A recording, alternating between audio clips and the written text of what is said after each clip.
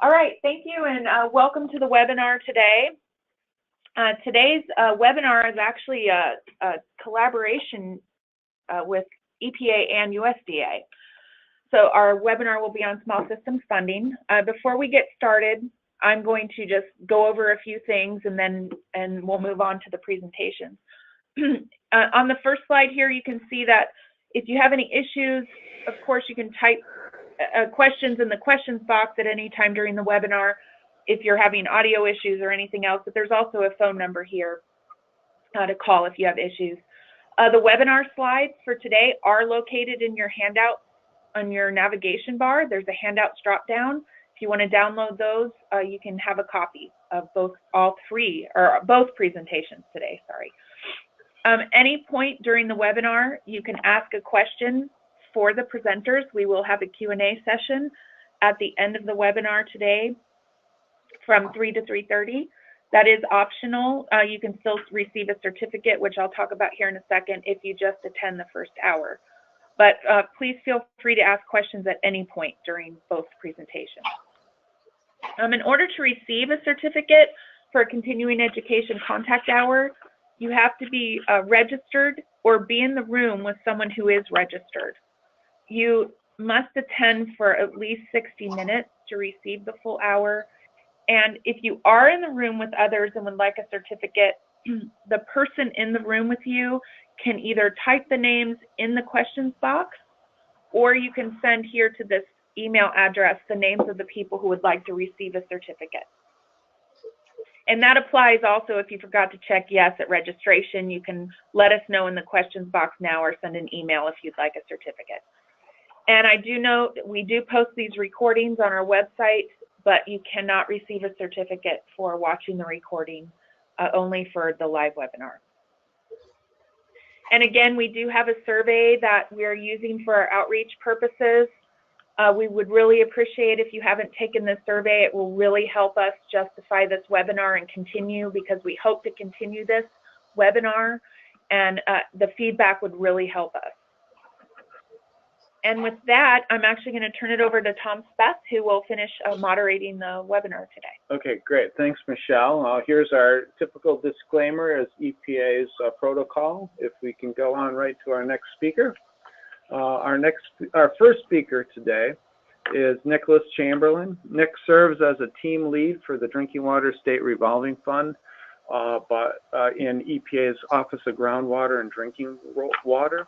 In this role, he manages the development of guidance, training, and the delivery of technical assistance to our stakeholder partners in government and industry. Nick has been with EPA since 2008. He has a bachelor's degree in government and politics, environmental science, and policy from the University of Maryland. And with that, I will hand the podium over to Nick for our first presentation. Great. Well, thank you so very much. Hope everyone can see my presentation. And I just want to first say thank you to my EPA colleagues for the invitation to speak on behalf of our program. And also want to say hello to any of our state partners who are here on the webinar today. As you guys will soon see, that this is largely a state-managed program, the DWSRF, and they are really the frontline folks, and they work so hard every day to make it a success. So it is really truly a federal and state partnership, the DWSRF. So with that, I'll go ahead and hop into the program. So our program is fundamentally, it's a public health protection program. We are, as I said, a federal and state partnership, which is designed to create in each of the 50 states and Puerto Rico a perpetual source of financing for drinking water infrastructure. Some of you may be familiar or have heard of the Clean Water State Revolving Fund, which is about a decade older than our program. And our program was modeled after that successful program with a few notable modifications. And we'll go into that a little bit later in the presentation. One of the biggest notable modification between us and the Clean Water State Revolving Fund is that we have both infrastructure and a non-infrastructure component. So, of course, we provide access to credit and, like I said, a permanent source of funding for water infrastructure, but also providing non-infrastructure support for both states and communities. So for states, we provide support for their public water system supervision program, as well as other programs like capacity development, operator certification, and a few other ones. And also, we of course provide direct assistance to those community water systems, of course, in the value of the public health protection that communities receive from the infrastructure, but also technical assistance and other, of course, just general affordability concerns there. So our model. We have a map here. Kind of hope you can walk through how the DWSRF works. So we are, again, we're really, it's not really one giant program. We're actually 51 separate state-level kind of infrastructure banks, which make loans with water systems within their states for drinking water projects. So the water systems in each of the respective states apply for funding with, of course, their respective state DWSRF program. So just the general model is that Congress appropriates funds on generally an annual basis, and those funds flow to the EPA, and we allot those funds based upon a quadrennial needs survey, and the states match the dollars that we provide to them with a 20% match, and that goes into essentially what is their infrastructure bank. And they take those funds, both the capitalization grants, the state match, and perhaps other funds as well, sometimes received from bond leveraging and other measures, and actually take those dollars and make loans with local communities. And over time, those communities pay those loans back, and it goes back to their state SRF program. The funds never come back to the federal government. They stay within those respective 51 state-level infrastructure banks. And of course, those states in turn go out and make more loans. Of course, hence the revolving nature. What's important about our program is that the states get to craft their DWSRF program to meet the needs of their particular states. Each of the programs are unique, and they operate, of course, within the federal framework, the Safe Drinking Water Act, and our regulations. But they can target their funding a bit more narrowly if they so choose. So who is eligible for our infrastructure funding? And I'll go into the non-infrastructure funding in a little bit, but let's start off with the infrastructure funding. Primarily, we fund public or private community water systems. And of course, there's a definition of what a community water system is there on the screen. There's about 52,000 such community water systems, and they're about split between public and private. A note there that there are a few states, about a little more than a dozen, who do not fund private systems, but most do. We also fund nonprofit, non-community water systems. Some of the most common types of systems that fall into that overall category are schools and campgrounds and parks and churches. We tend to fund mostly those community water systems, but we do fund quite a lot of the nonprofit, non-community folks as well. Overarching, though, all of these systems, in order to receive DWSRF infrastructure assistance, you must have technical, managerial, and financial capacity to take on that loan. The idea behind that is that we want to set you up for success. We want to make sure that the foundation is there so that once you take the loan, again, you'll be able to implement it, and you'll be able to implement the project, and the project will be successful. And if the water system lacks that capacity, either technical, managerial, or financial, the state DWSRF program can help the system actually achieve that capacity as kind of a precursor to actually receive the loan. And I'll talk a little bit about that more in the next couple of slides. So the types of projects that we fund under the infrastructure fund, on the left side are the eligibilities, and the right side are some ineligible projects. Mostly what we end up funding is treatment and transmission and distribution projects. We also fund some source and some finished water storage, some consolidation and regionalization projects. But the vast majority, I think probably at least 80% of the most recent funding has been to the treatment and transmission and distribution types of projects. There are some, of course, ineligible projects, including dams and reservoirs and water rights, and also growth, like future growth. We do allow a certain amount of reasonable growth to be built into the system. Most engineers would normally do that when they design a water system. But again, this is mostly the purpose of our program is to meet the needs of the existing population within each of the towns. So the types, okay, that was the general project. So what kind of project costs are eligible? And I think really the first and foremost and the biggest things are just materials, labors, and related costs of all of the pumps and pipes and all of the things that it takes to build a project. Those are all eligible. Also land acquisition, that's integral to the project. Also planning, design, and other pre-project costs. We know that that's oftentimes one of the biggest challenges is to, again, get your project planned and get an engineer to develop the system. And also, we cover costs that are related to system restructuring or consolidation activities.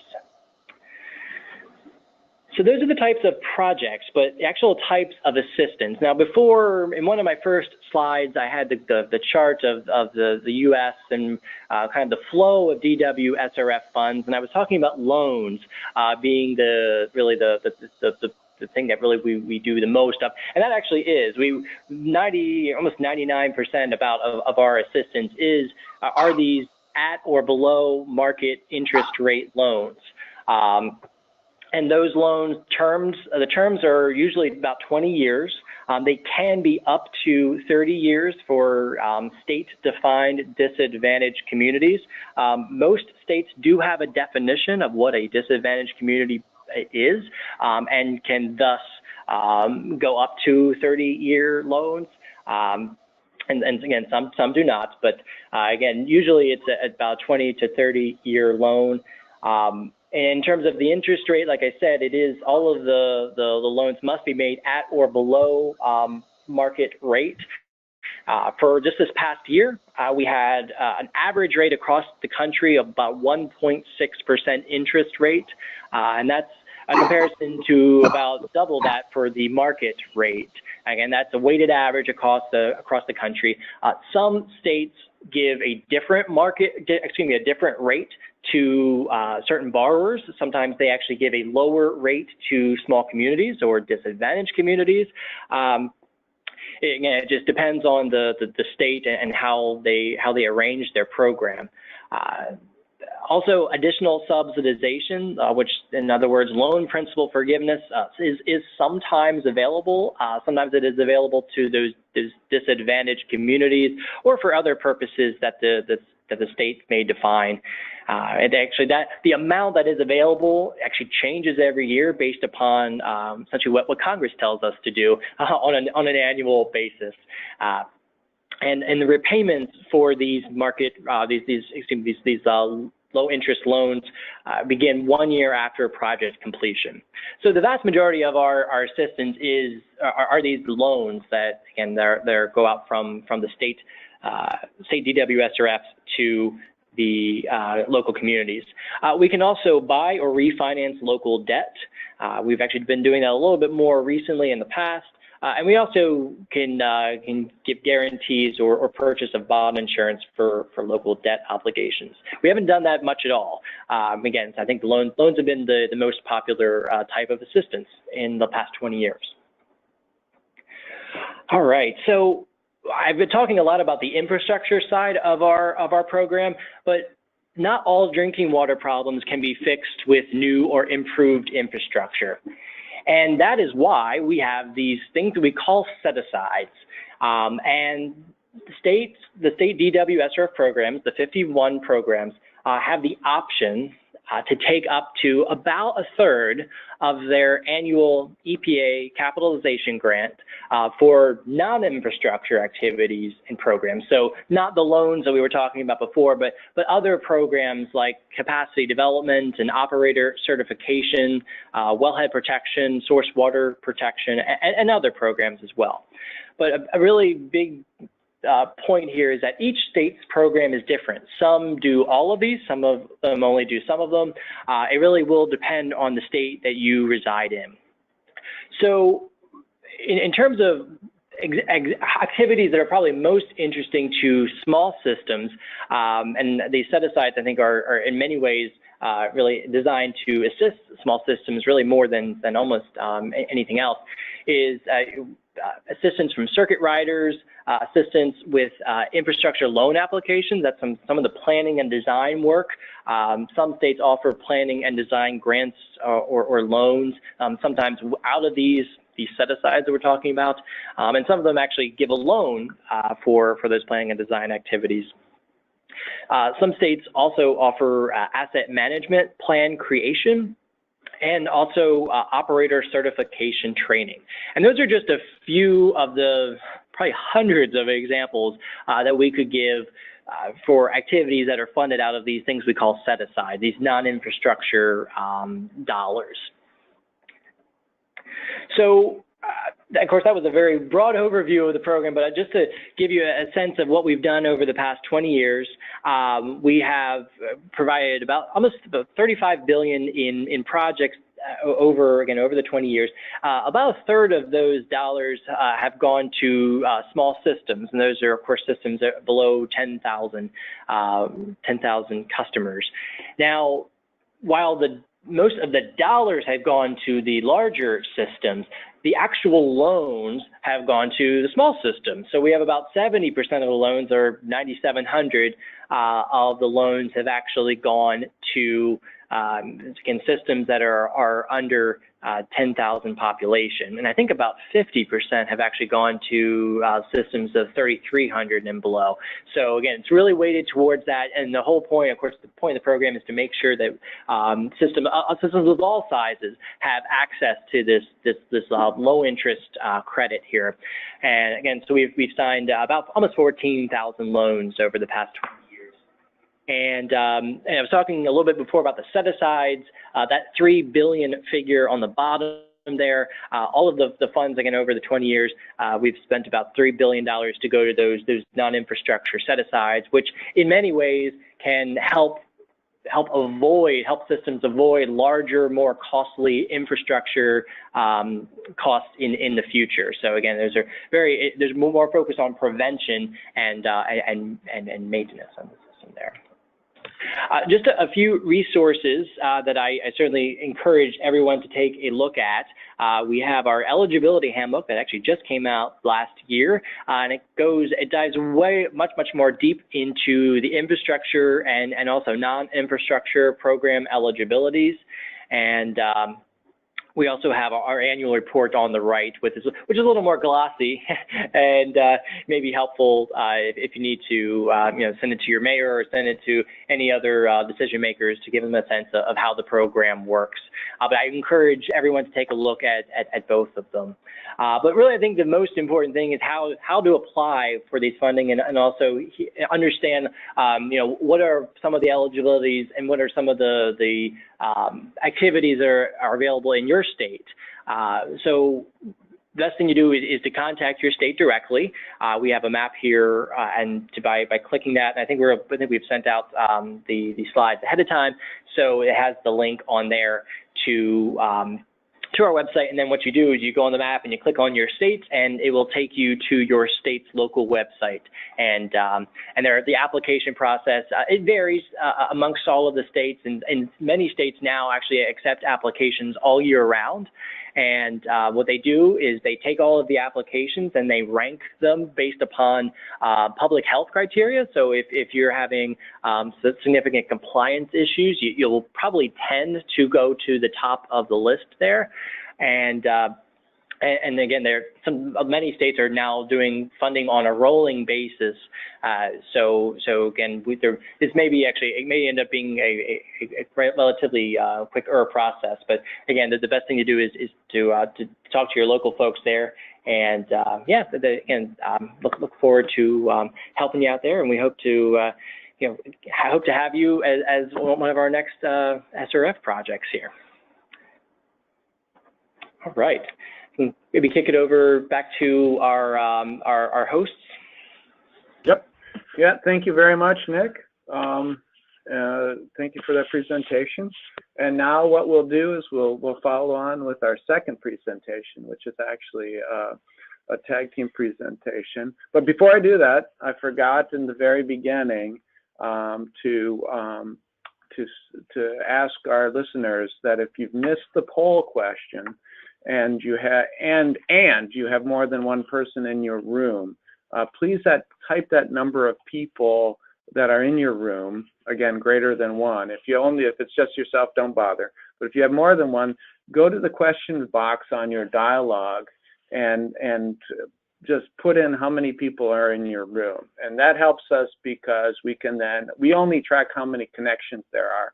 And if we know that a better idea of how many people are listening into the webinar, it helps justify this webinar system or program, and it helps us document how many people we're reaching, and it helps us a great deal.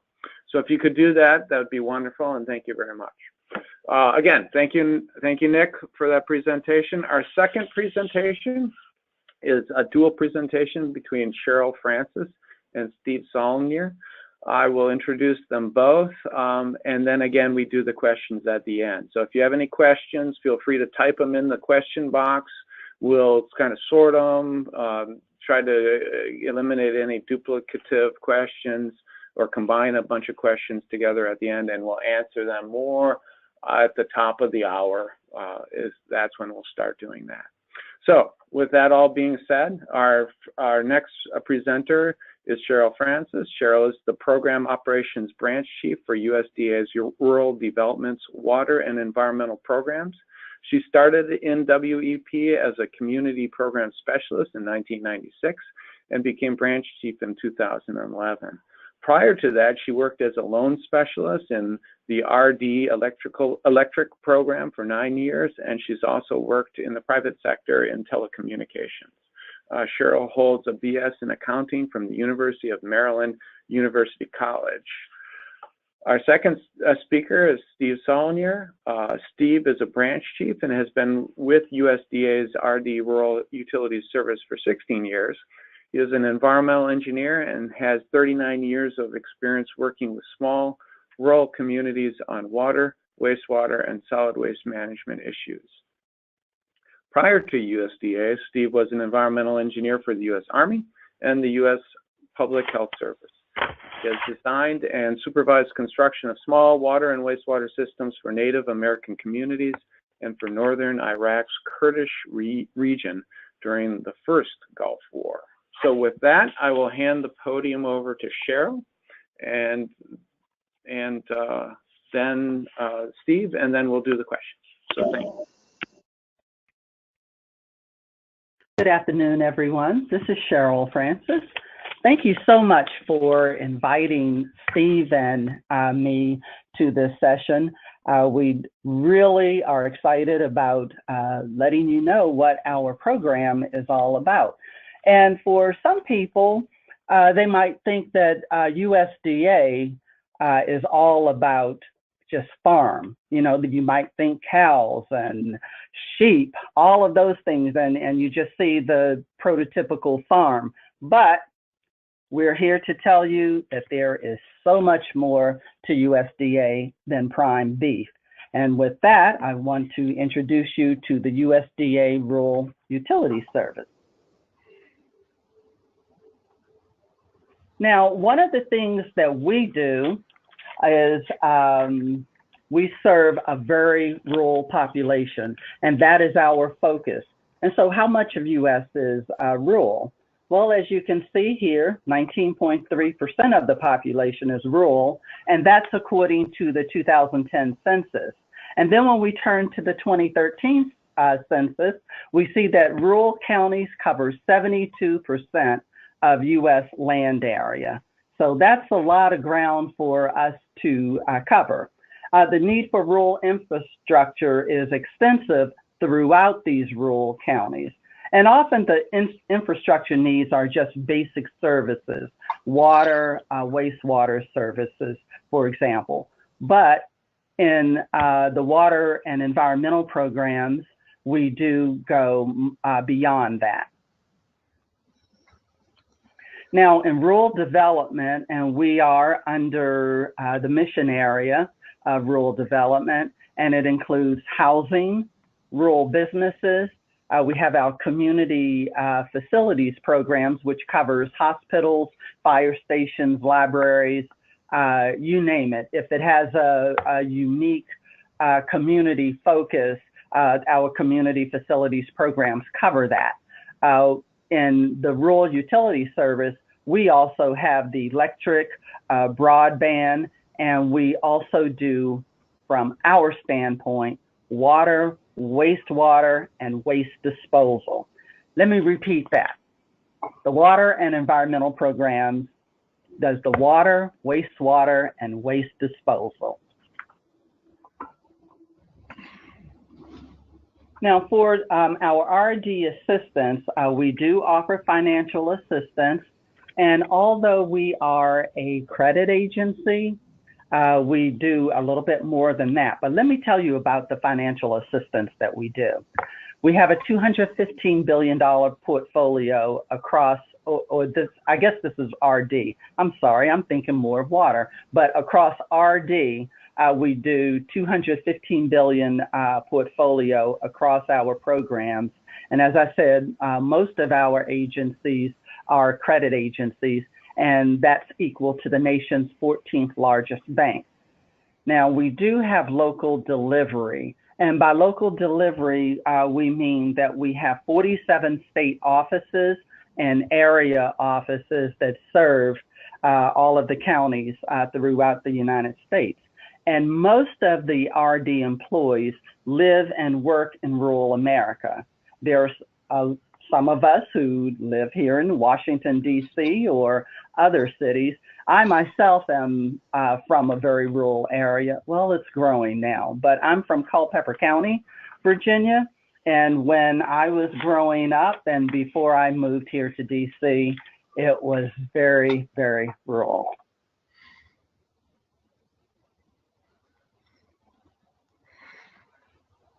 And now for rural utility service, which has infrastructure and services for rural America, RUS has been serving rural America for 80 years.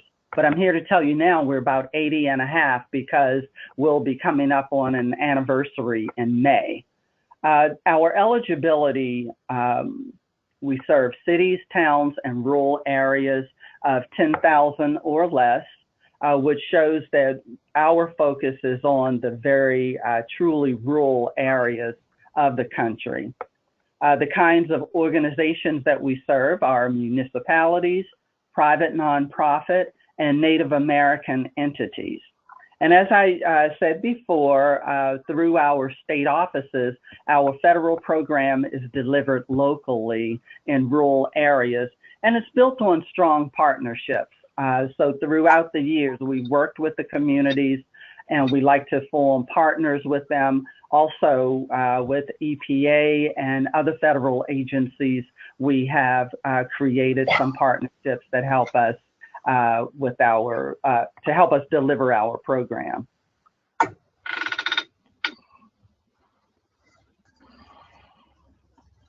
Now, where does WEP, the Water and Environmental Programs, where do we come in? Well, as I said, we help rural areas and we help them not only with financing, but we help them build capacity. So we do that through technical assistance and training grants. We have grants for tribes, household water wells. There are pre-development grants that we have the PPG and search grants, which I'll tell you about a little bit later. We have access to affordable infrastructure for small systems, and we have low interest rate loans. And our interest rates range from poverty, median, and market. Right now, our poverty rate is 2.125%. Our intermediate or medium is 2.750%, and the market is 3.5%. And this is through March 31st, 2018. At each quarter, there are some adjustments as we study the bond markets and all, and we'll make adjustments to the rates. Other than our poverty rate is based on regulation and law, but our intermediate and our market rates can change. And so what this is showing definitely is that we help rural areas which typically have difficulty accessing capital markets at reasonable rates and terms. And again, through the local delivery of our program, our employees live and work in the communities they serve, and they very much know what's going on and what's happening in those communities. Now, here are some of the programs that we have. You heard Nick talk about some set-aside programs that they have. Well, we also have set-aside funds. Let me show you at the bottom here, the very last one, Water and Waste Disposal Loan and Grants. And that's our main program. We also have guaranteed loans that we can provide, but a lot of our loans in the past have been direct loans and grants. This year, we do have a focus on building our guaranteed program up, and so we're doing some planning and outreach on that.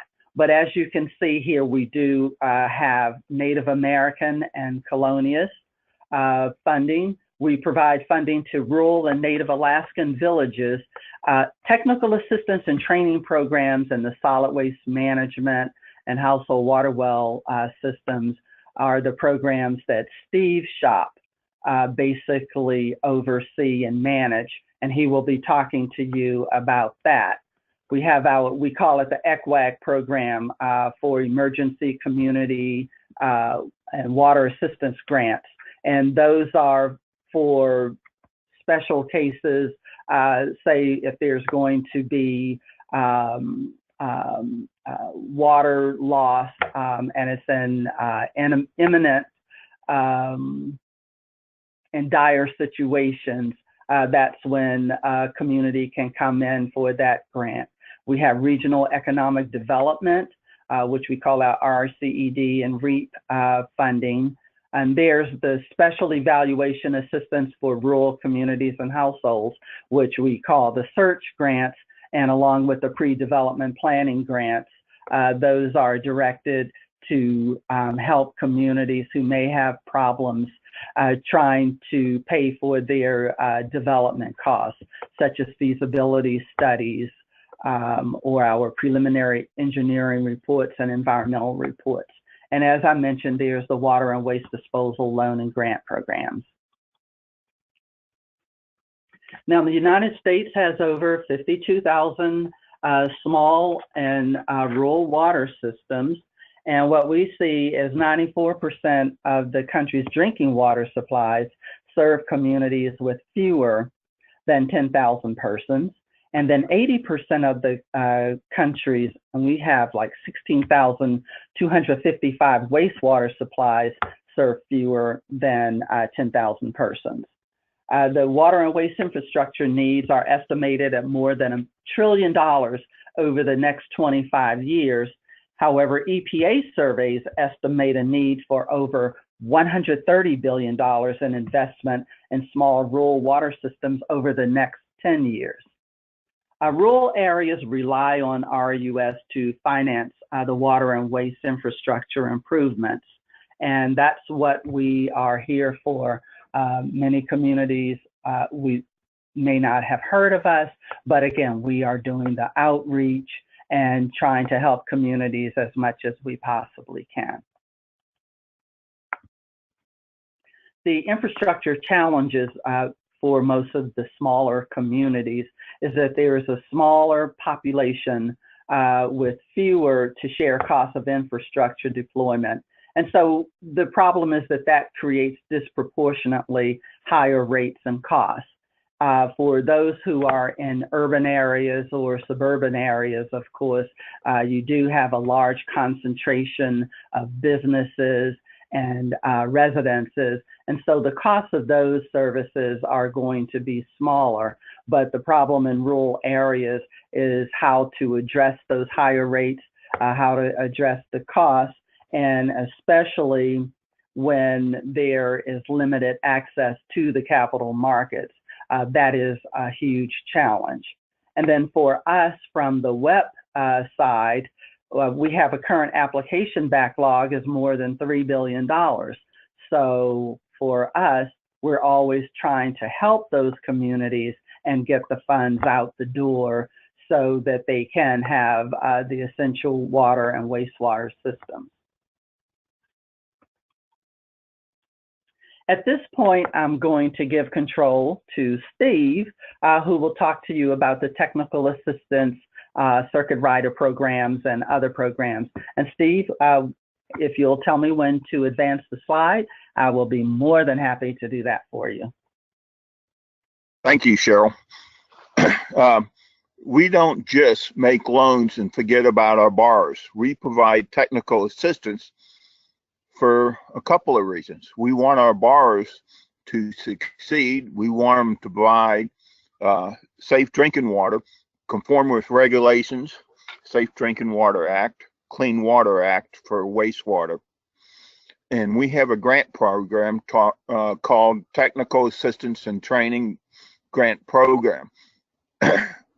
And basically it covers day-to-day operational issues, financial, managerial issues, and energy audits. We're particularly impressed with the energy audits. We have a grant with that with National Rural Water Association. And unfortunately, we do not have enough money to cover all 50 states. But in the states that are covered, and they do the energy audits and make their recommendations, typically they serve that utility, save that utility anywhere from $3,000 to $15,000 a year in energy costs.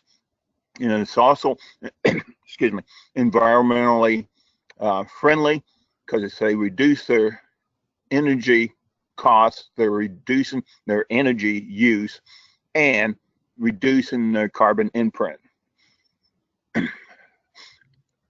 Rural water system officials may request assistance from RUS, or RUS our state offices can request assistance on behalf of the system. We have a contract with National Rural Water Association, and it only covers drinking water, but they provide hands-on operational assistance. For example, if a system has a control panel problem or a pump issue or a leak problem in the water system and all that, rural water can go in there. They don't fix it, they assist the operator and thereby training the operator how to fix the next problem for themselves. Also, in the contract, there's disaster assistance, and that was abundantly clear when the hurricanes hit Texas, Florida, Puerto Rico, to a lesser extent, Alabama, Mississippi, and Georgia. They were there on the spot, and they can do an assessment. They have the capacity to provide generators. So that the primary object is to get those systems back up and running so the community has drinking water available. And they've been very successful over the years, not just this past year, but many years prior to that, in doing that. A current list of circuit riders is available online at our website. And I just want to make a comparison. Our two biggest grantees are National Rural Water Association. They not only have the contract for drinking water, they have a grant for wastewater that does similar things on the wastewater side.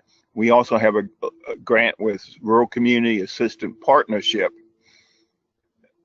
And the difference between the two organizations is, I can simplify.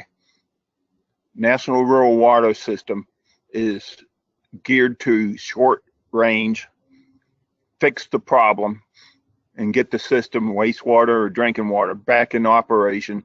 They do rate setting, they do leak detection, and their energy audit program in the few states that it's available, they do that.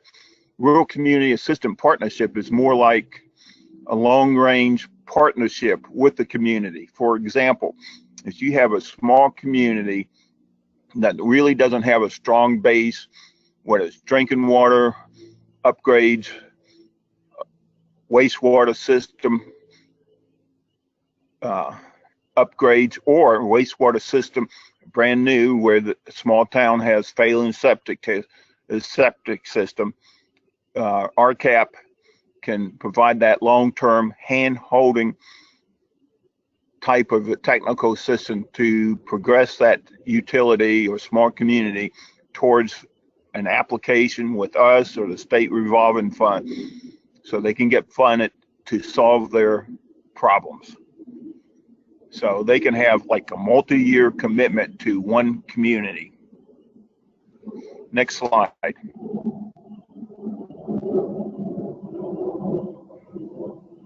Cheryl? Okay. We provide funding to organizations that provide technical assistance or training to reduce or eliminate water pollution resource in rural areas. This is our solid waste management grant. It's not nearly as large as our technical assistance and training grant program. The TAT program typically has $18 to $19 million per year. Whether that funding is going to be continued, expanded, or reduced, we do not know at this time. Our solid waste management program is typically around $4 million a year. It does not cover the whole United States because of the limited grant dollars available. The typical grantee that we fund, most of them are in recycling efforts. There are some that do landfill studies to evaluate the potential for groundwater contamination. It also provides training for landfill operators, and basically is to improve and management of solid waste sites in rural areas. Eligible applicants are public bodies, private nonprofit, academic institution, federal, state, and recognized Native American tribes. We do have some grants with Native American tribes, and up in Alaska, we do provide significant funding for the solid waste problems in Alaska Native villages up in the Kuskokwim, Yukon Delta region. Technical assistance and training grants is limited to eligible nonprofit, not public bodies, not government, not university, unless they set up a separate nonprofit organization. Next slide.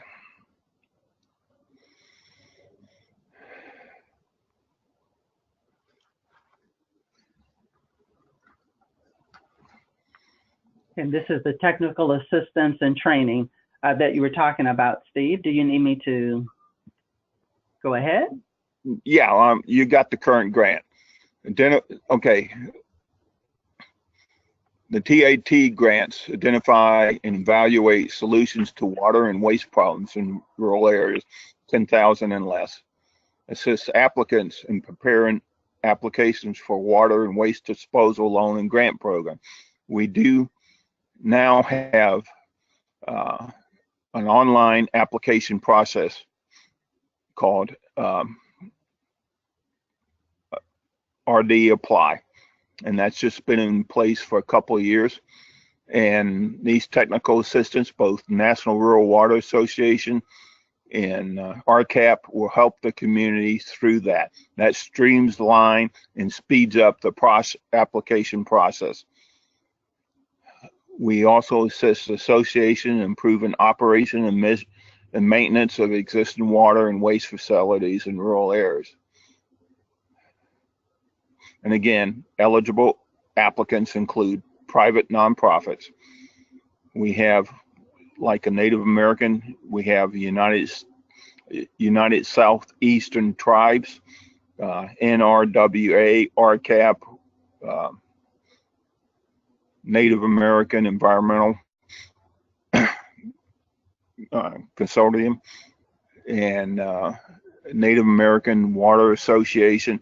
So we do provide significant resources to Native American communities. And again, Alaska gets a large share of our TAT grant to help their, again,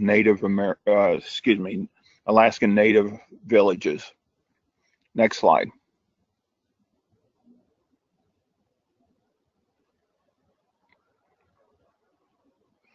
And that's the workshop in a box.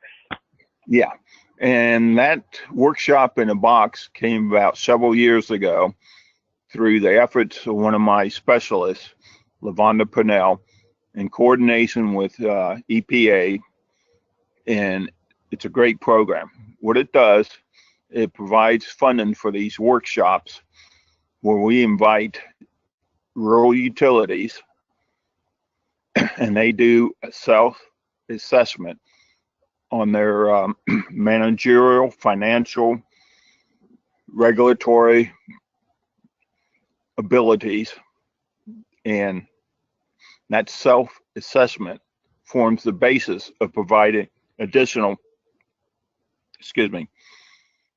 technical assistance.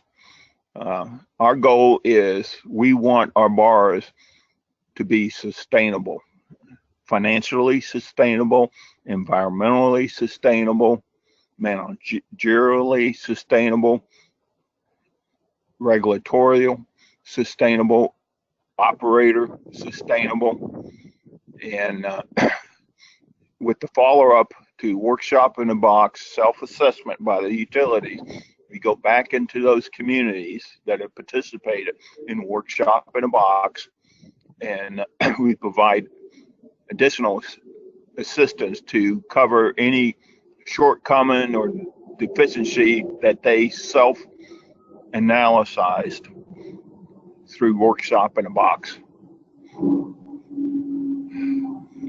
So it's not just, again, National Rural Water Association.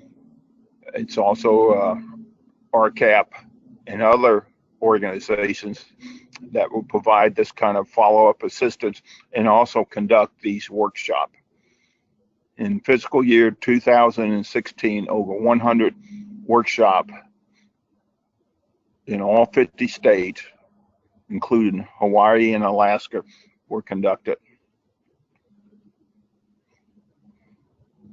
Next slide. Oh, and I will turn it back over to Cheryl.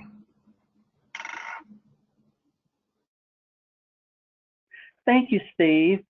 And some of our other funding avenues that we have to help small communities, as I mentioned before, is the Special Evaluation Assistance for Rural Communities, our search grants. And we provide help for the very small communities. Our community has to be 2,500 or less, and we judge it on an MHI below the poverty level or poverty line, or less than 80% of a statewide non-metro MHI. And as I stated before, we can do some of the pre-development actions such as feasibility studies, design and engineering assistance, technical assistance for funding applications, And the eligible organizations, again, are most state and local government entities, nonprofits, and the federally recognized tribes. So we do have that avenue available to them. And what we like to see with our search grants is that we're helping them develop an application too. So that's something, if they don't have the funds to do the PER or an environmental report, that's some funding that we can give to them. And in line with the search grants, as I stated before, we have the pre-development planning grants. And while these assist low-income communities with initial planning and development of applications for our direct loan and grant programs and the guarantee programs, a difference is the communities can be 10,000 or less, and they're not limited to the 2,500 that the search grants have to be. Again, our eligible applicants are our governmental entities, the nonprofits, and federally recognized tribes. And as again, the eligible areas are the rural areas of 10,000 or less. And as I said, the federally recognized tribal lands, and also the MHI must be below the poverty line or less than 80% of statewide non-metro MHI. The maximum grant amounts, as you can see, is $30,000 or 75% of pre-development planning costs. These are added on to any loan or grant amounts if they lead to applications. And then for the 25% of the project costs, an applicant or a third party must contribute the remaining funds. How do you apply? Does a town or community apply?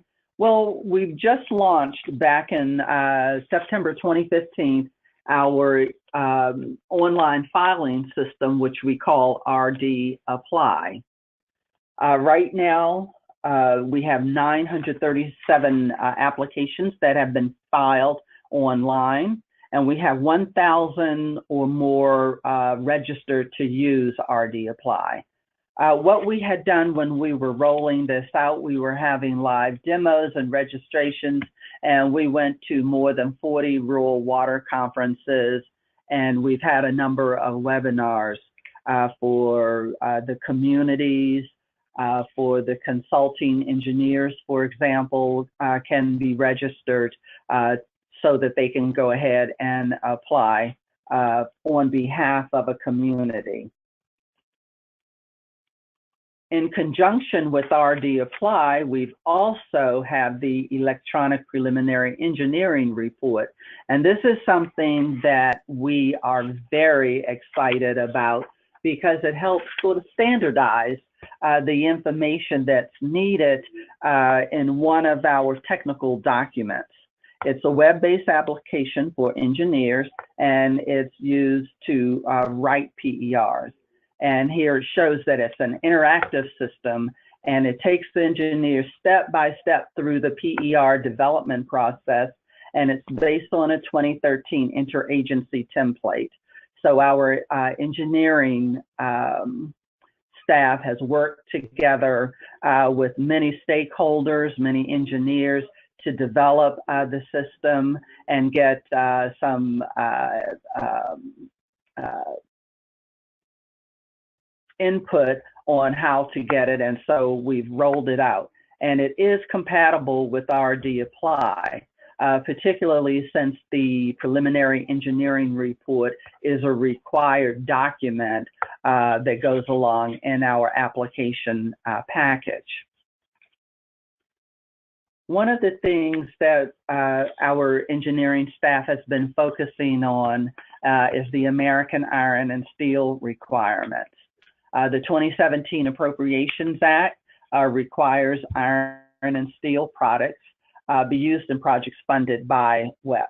And It applies to all projects funded by obligation since May 5th, 2017. And now Nicole Schindler is our chief engineer here, and she has been providing extensive training to state engineers, state staff, the consulting engineers, and so they are going out now, getting the word out about the requirements. As she has pointed out in here, and she put it in capital letters, meeting the requirements is everyone's responsibility. And we do have a bulletin, RUS Bulletin 1780-5, which outlines the methods and templates used to implement the requirements. And RUS may waive the requirements under limited conditions, and one waiver allows for de minimis use of products, nuts and bolts. I sincerely apologize that I had to read that slide. Even though some information says that I'm a civil engineer, and that's just a kind of inside joke with Nicole, I'm not.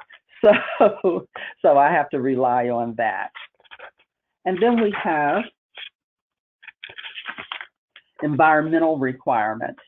And as you see here, it says time for some thrilling heroics.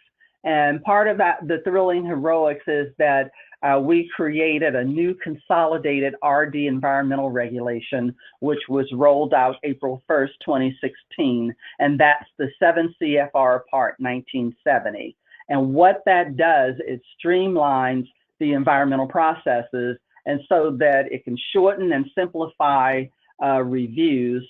And then it also develops or continues to develop efficiencies to support the new regulation. And what that means is they're still working on updating the regulation. They're looking at best practices to make sure that it is working correctly. I need to skip a slide here and just talk, because this is actually associated with the environmental program. And there is a nationwide programmatic agreement for National Historic Preservation Act. And they're working on that right now. And under the NHPA, there has to be consultation with state and tribal historic preservation officers on any federal undertaking.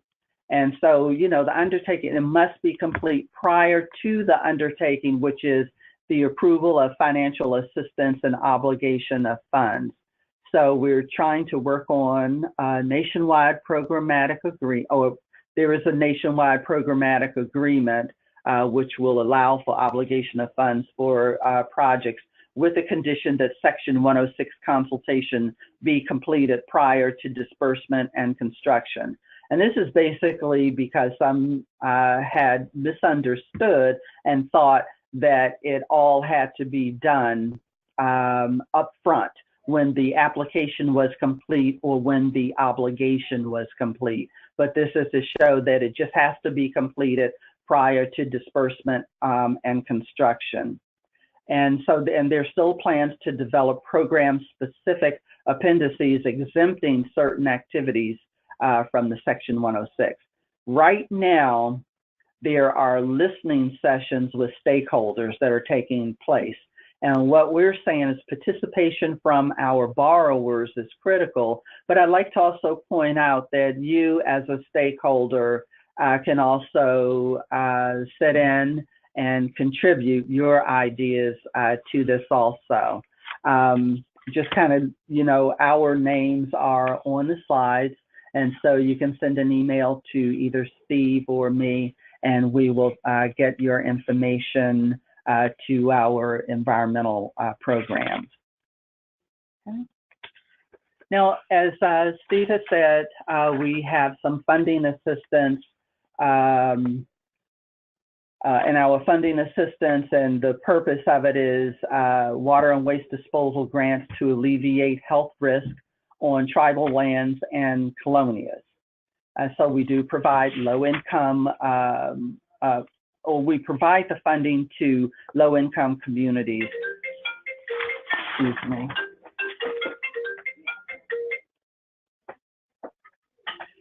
Sorry about that. I keep getting calls where they're telling me that I'm old enough now that I need some assistance in getting my bathroom fixed.